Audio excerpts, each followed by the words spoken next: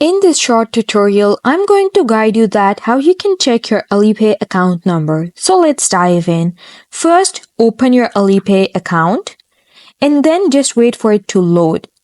After that, you simply have to click this account on the bottom right corner. And now you simply have to just click this username of yours, or you can click this arrow. And then it's going to bring you to this page.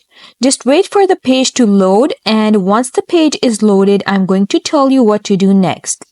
Now, simply choose this Alipay account over here.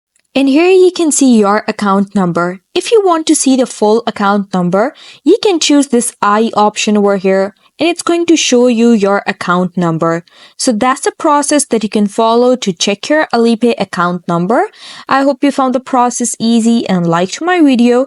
And if you did, please don't forget to like and subscribe my channel. Thank you very much. See you again.